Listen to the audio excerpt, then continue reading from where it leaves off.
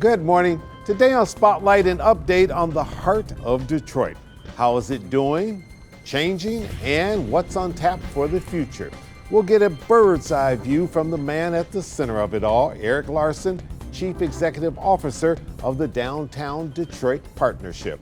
And later on our Sunday morning program, we'll get some feedback on last week's biggest news stories with three Detroit journalists who always have their ears in front of their microphones. Guy Gordon, Lloyd Jackson, and Jamie Edmonds of WJR 760 AM radio in the Golden Tower of the historic Fisher Building. It's Sunday, December the 10th. I'm Chuck Stokes, and this is Spotlight.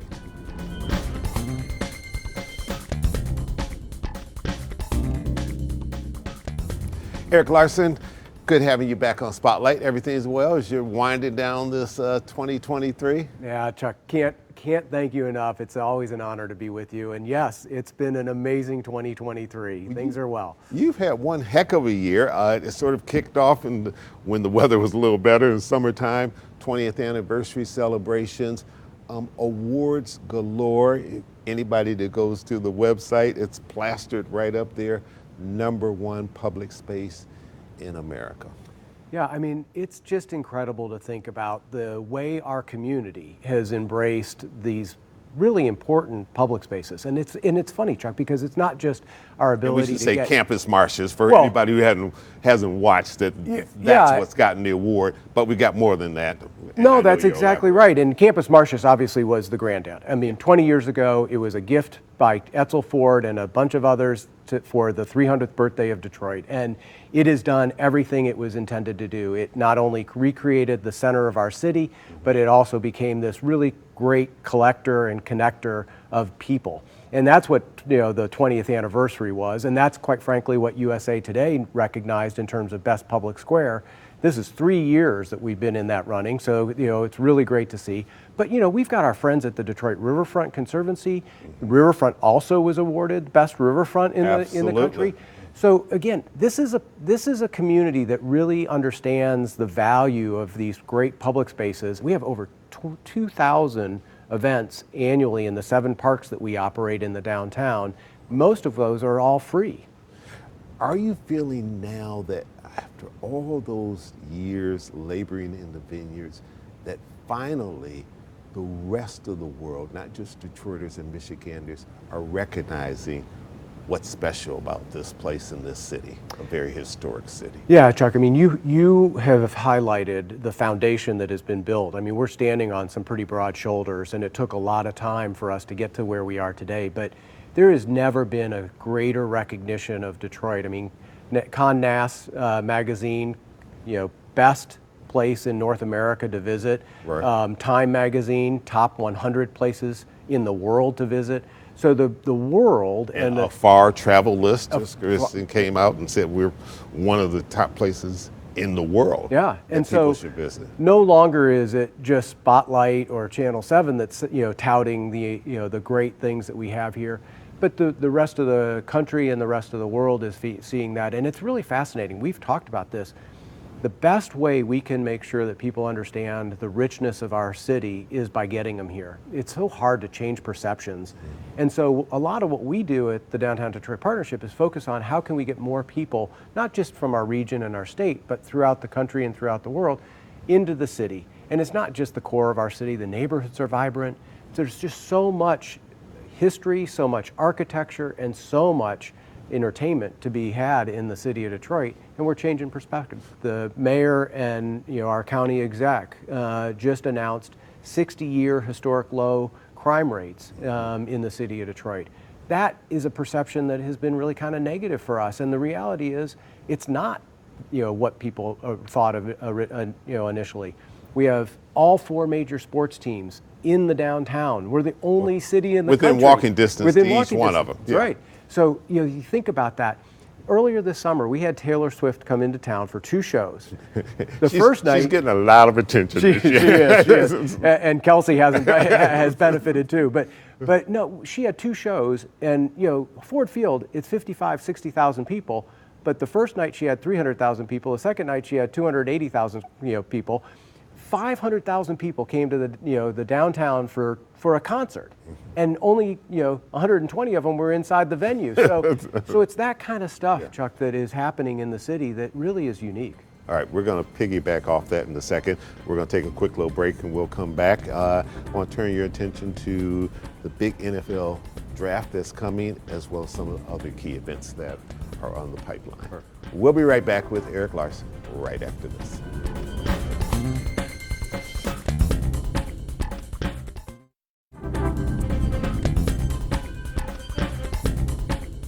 Detroit NFL draft is coming next April. That's going to be huge. Yeah, I mean, Chuck, we're on the clock. We've been on the clock, and there's been a lot of preparation. I mean, so if you think about the way that the Grand Prix returned to the streets of downtown Detroit and the impact that had, now you move into the draft in 2024, and right after that will be the Grand Prix.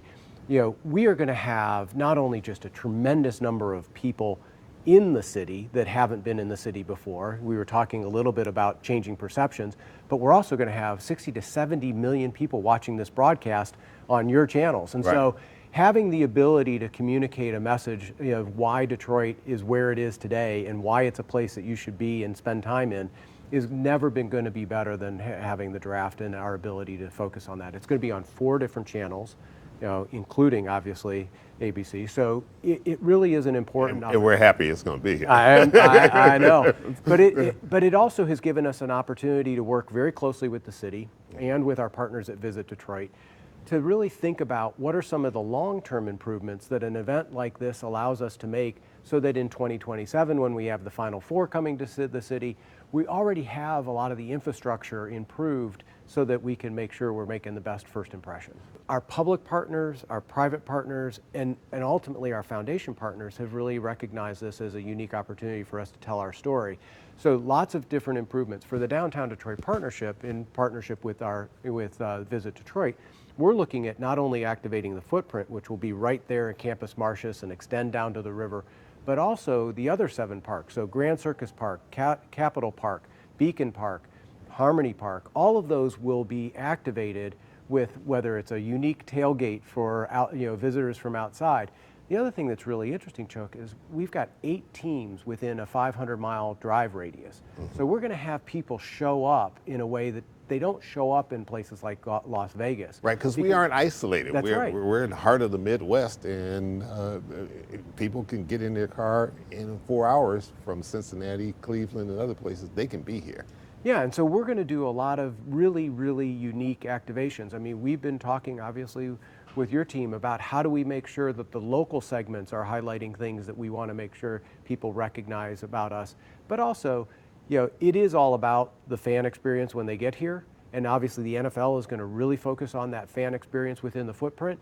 But we've got an opportunity to not only take care of those hundreds of thousands that are going to be here over the 3-day course of the 3 days, but also those 80 million or 70 million that are going to be watching around the world. Are you comfortable with the number of restaurants we've got going on in the central city right now to be able to accommodate the crowds that you're going to be getting, the hotel space, all of that?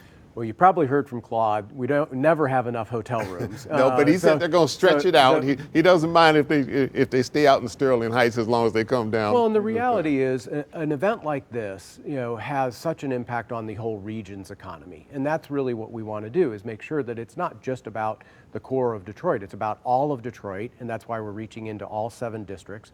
It's about the region and how can we maximize it. It's why the state is at the table and really leaning into these kinds of events, because they recognize it's an economic driver. Yes, we have enough restaurants and bars. Again, we have new restaurant and bars opening all the time. All the time. Every time I go downtown. And you can't get a reservation. Where did that come from? So clearly there's a demand and there is support. The Detroit tree lighting, that's going on now during the holiday season, and largest attendance you've ever had this past one.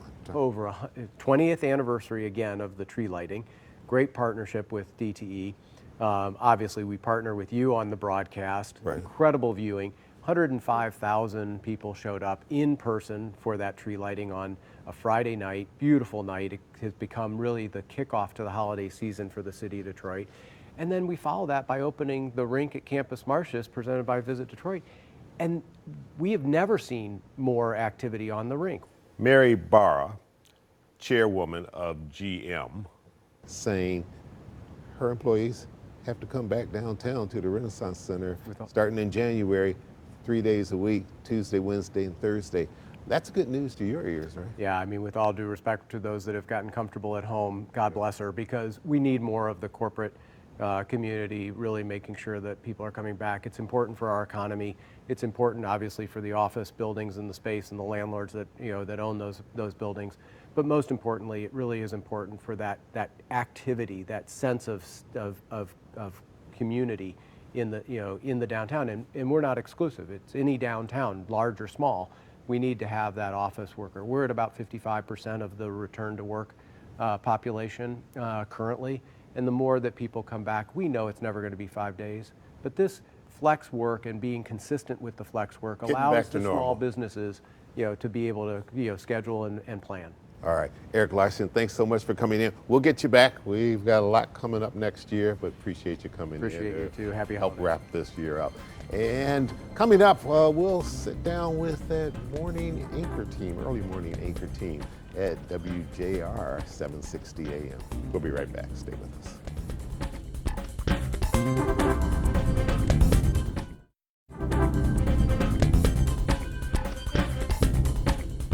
And welcome back to Spotlight. Joining me now are three friends and former colleagues and good all-around Detroit journalists, Guy Gordon, Jamie Edmonds, and Lloyd Jackson. Welcome to Spotlight. Thanks for having us. Thank you. All right, you guys have made a little shift there. You got a new show. You've been at WJR for a good while. You were there for eons, left for a little bit, then found your way back home, okay? You were at Channel 4 for a good little bit. You still do some special stuff there occasion, but changed shifts up a little bit so you could do radio. You got the new show. You're in morning, not afternoon. Is it easier to wake up for the morning than the afternoon thing, or are you having trouble with that? No. I did morning news at another place for about 10 years. So my alarm clock has been well trained. Okay. It's harder for me though, because I'm used to the nights. Yeah, the so sports you and the gotta make nights. the But shift. I'm working on it. Yeah, but it's better for that 15-month-old. That's right. Sure. That's Right. And it started early for me, I just have this automatic body clock, it just wakes me up before the alarm, All right. so. That's good. I'm curious, you all have the beauty of being in radio in which you get instantaneous feedback from the public because you're talking to them all the time. What's your sense of the mood of Detroit and the mood of Michigan and/or?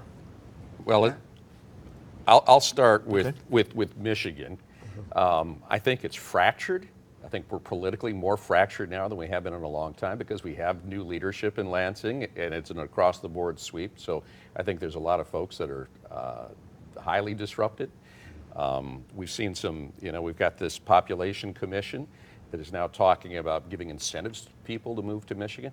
I think there's a sense of progress in some areas, but regression in others. And so I think it's really kind of a mixed bag on the state level. I think Detroit's a different story. Yeah, I think Detroit, I think the citizens of Detroit are starting to feel good about what's going on downtown and also in the neighborhoods. You got the Avenue of Fashion and those places that are doing very well. It's finally trickling down? It is trickling down. Because there was a time in which Detroiters in the neighborhoods were critical of all that was happening downtown and midtown. They say it's not all about them. If that's the heart of the city, then the soul of it is the neighborhoods. But you're saying it's finally strong downtown helps for the neighborhood. Absolutely, and I think the mayor has done a good job in having these Motor City matches where these entrepreneurs are opening up new businesses in that neighborhood.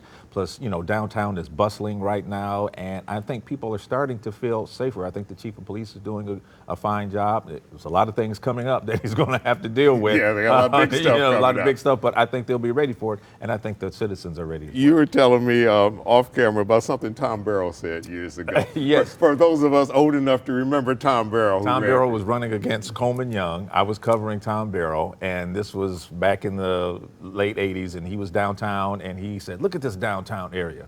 You can't buy nothing downtown but a wig and a pair of shoes. And not a very good pair of shoes. Not a really good wig either. You could buy some gaiters. So. Yes, you could. Yeah. All right, things have indeed changed.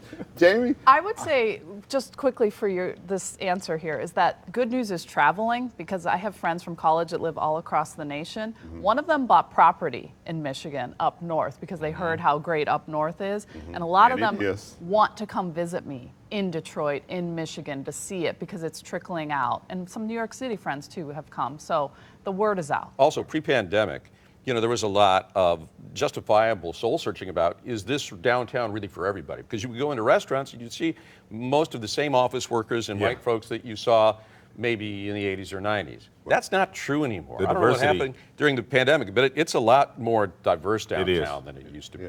Jamie, how excited are you as someone whose heart is near and dear to sports of the NFL draft coming up? I am very excited, and I do not think the Detroit Lions are going to be picking early on. So that's one thing. Okay. All right, we hope you're right. Yes. Will they pick last? Right. I don't, maybe somewhere in the middle there, but I'm very excited about the Lions and therefore the draft as well, because think about Nashville, 600,000 people were in downtown Nashville for that draft, and I think Detroit will rival that. We are so near to a lot of fan bases as well, Cleveland, Pittsburgh, etc. Plus the Lions, look at how they're traveling around to see their own team. I think it's going to be fantastic. And the Red Wings? The Red Wings, Patrick Kane, welcome to Detroit. Whoever thought would say that? I think they are totally on the upswing. And Stevie Y, we trust, right? And, yes, we do. And you guys, I think that team, I think that's a playoff team. And the Kane thing says he's not stopping, he's not sitting pat. No. I mean, he's always working. He's coming back from that hip surgery, and he believes he will be back to his pre-injury status, and that's just a great thing for the Red Wings moving forward, I think. All right, I'm going to be nice. I'm not going to even ask you about the Pistons. I was wondering if you would ask me about I won't do that to any of us. Mercy rule. Let's just what a streak. What a streak. Let's just all pray for the Pistons. That's all we can do. All right, we're going to take a quick break. We'll come back and wherever we are, and we'll talk a little bit about these debates and do they make a difference? We'll be right back right after this.